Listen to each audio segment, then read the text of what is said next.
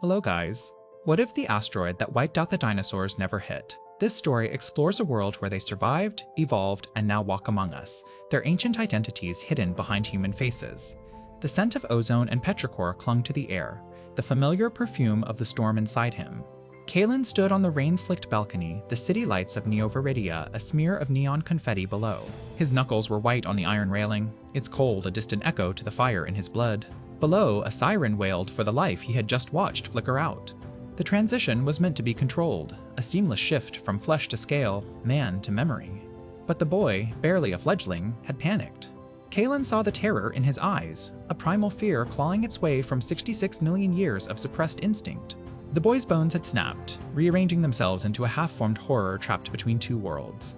He died screaming, not a human cry, but the shriek of something ancient and lost. Now, the boy's human mother wept on the pavement, her grief threatening to unravel the facade of Kaelen's own humanity. He was a guardian, a protector of the Clade, tasked with guiding their young through the treacherous metamorphosis. Tonight, he had failed. Beneath the razor-sharp guilt coiled a deep, resonant anger, a genetic memory of meteor-streaked skies and a world consumed by fire. The promise to remain hidden, to live in the shadow of the apes who inherited their world, felt like a fool's bargain. He looked at his hands, at the faint, almost imperceptible pattern of dormant scales beneath the skin. A storm was coming, not just for him, but for them all. Kaelen descended from his sterile high-rise into the city's humid embrace. To humans, he was Kaelen Voss, a reclusive antiquities dealer with a penchant for Mesozoic fossils, an irony he savored. He moved through the throng, his sharp senses cataloging the city's symphony, fried noodles, the buzz of a charging station, the pheromonal cocktail of the crowd. His destination was a bookstore in the old quarter that smelled of decaying paper, the domain of Dr. Eris Thorne, one of the few humans who knew their secret. Eris was hunched over a fossilized vertebra, his face a roadmap of losses Kaelen knew all too well. Eris's wife and daughter were collateral damage in a Clade territorial dispute decades ago. Instead of revenge, he sought understanding, tracking them down not to expose them, but to prevent another tragedy. He became their confidant, their historian, their conscience. Another one? Eris asked without looking up. Kaelen's silence was answer enough. The Council is calling it a genetic anomaly. Eris finally met his gaze, his tired eyes holding a universe of sorrow. It's not, is it? This is the third fledgling this year. Kaelen sank into a worn leather chair. Their control is slipping. The human world, it's too loud, too fast. It's eroding the discipline we've cultivated for millennia. The Clade's council was an assembly of ancient beings, dinosaurs who had perfected shapeshifting to live for centuries in human guise. Their leader, Zelena, a raptor of immense intellect, had steered them through ice ages and the dawn of human civilization. Her core tenet was absolute secrecy. But a new voice had risen to challenge her, Xylos, a Tyrannosaurus whose human form was as imposing as his primordial one. He saw humanity as a blight that had defiled their planet and preached of a great unveiling, a day the Clade would shed their human skins and remind the world of its true masters. The failed transitions were, to Xylos, not a tragedy but a symptom of their weakness, proof that assimilation was a disease. Xylos is using this, Kaelen said, his voice low. He's twisting the parents' grief, telling them the only way to save our children is to eliminate the source of the chaos, to eliminate humanity. Eris sighed. And Zelena? She's a creature of logic, Kaelen replied. She believes our strength lies in control. She sees him as a political problem, not an existential threat. Kaelen's own past was a testament to that threat. He had once followed Xylos, seduced by the promise of reclaiming a lost world. It was Aris who had pulled him back from the brink, teaching him empathy, a concept alien to his Saurian mind. Now, Kaelen served Zelena, believing her path was the only one that didn't end in mutual annihilation. The summons came at dawn. At the clandestine council meeting, the air crackled with the enmity between Zelena, in her elegant human form, and Xylos, who radiated a barely contained fury. The fledgling's death is a tragedy, Zelena began calmly. But it does not change our course. We will enhance our training protocols. Xylos laughed, a harsh, guttural sound. Protocols? Our children are dying because we forced them to live a lie. For 66 million years we have hidden while these apes poison the sky. It is time for the great unveiling. It is time to reclaim our birthright, Kaelen stepped forward. And what is that birthright, Xylos? A world of ash and bone? Your path is one of fear. You fear humanity's potential, so you seek to crush it. Xylos's eyes narrowed, his pupils momentarily becoming vertical slits. You, Kaelen, the traitor who walks with the apes, you have forgotten what you are. The confrontation was cut short by a frantic aide. There had been an attack on a human research facility, Eris Thorne's lab. Kaelen arrived to find the lab in ruins.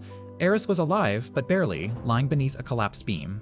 It was him, Eris wheezed. Xylos. He wasn't trying to kill me. He was stealing something. He gestured with a trembling hand toward a shattered biocontainment unit. My research, a retrovirus I designed to repair damaged DNA in reptiles. But in humans, it would be catastrophic. A plague that would unravel their genetic code.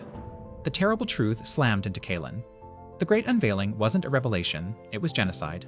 Xylos planned to release the virus, wait for civilization to collapse, and emerge from the ruins. Zelena's rigid adherence to tradition had blinded her to the monster in her shadow. The Council would not act. He was alone. The storm inside Kaelen, suppressed for so long, finally broke free. It was not the blind rage of a Tyrannosaurus, but the cold fury of a guardian. He had to stop Xylos, not just to save humanity, but to save the Clade from itself. The final confrontation took place deep within the Earth's mantle, in a cavern of shimmering crystal that was the Clade's most sacred sanctuary. Here, the geothermal energy allowed them to commune with the planet's life force. Xylos stood before a colossal, pulsating crystal, holding the vial. He had shed his human form, revealing a magnificent and terrifying Tyrannosaurus. "You are too late, Kaelen." His telepathic roar shook the rock. "The world will be cleansed and we will rise." Kaelen approached in his fragile human guise, a deliberate act of defiance. "This isn't strength, Xylos. It is ultimate cowardice. You cling to that weak form, poisoned by their sentimentality." Xylos laughed. "No, I have been enlightened by it," Kaelen replied, placing his hand on the heart crystal. He didn't fight Xylos' mind, he invited him into his own, sharing the memory of the dying fledgling, the mother's weeping, and decades of quiet wisdom from Eris. He then pushed deeper into the Clade's collective memory, to a time before the asteroid they had romanticized. He showed Xylos the truth, a world of brutal struggle where they were already dying, being outcompeted. The asteroid wasn't their end, it was the catalyst for their greatest. Evolution, forcing them to adapt and develop the consciousness that now allowed them to choose. "We survived because of the cataclysm, not in spite of it," Kaelen's thoughts echoed. "Humanity is not our replacement, they are our successors. Their ingenuity, their art, their love, these are adaptations we never achieved. To destroy them is to commit the same sin of extinction we so narrowly escaped." Doubt flickered in Xylos' ancient eyes, but millions of years of pride carved a canyon too deep.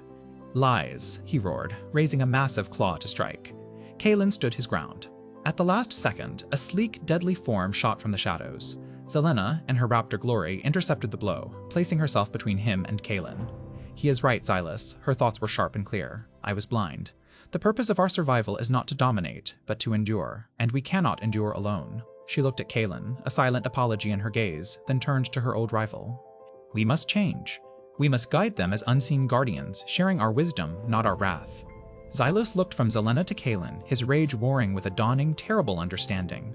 The future he envisioned, a world silent but for the roar of his own kind, suddenly felt empty, sterile. With a cry of agony, regret, and 66 million years of loss, he turned his claw upon himself, shattering the vial against his own obsidian scales. The virus was harmless to him, but the act was his surrender. His mighty form collapsed, his consciousness retreating into an eternal slumber. The unveiling was over before it began. Kaelen and Zelena stood in the silence, the fate of two species forever changed not by war but by a choice. The world above would sleep on, ignorant of the dawn it had almost missed. The age of dinosaurs was truly over. The age of guardians had just begun. This story explores coexistence, showing strength lies in understanding, not dominance. Thank you for watching. Don't forget to like, share, and subscribe for more stories that explore the depths of our world.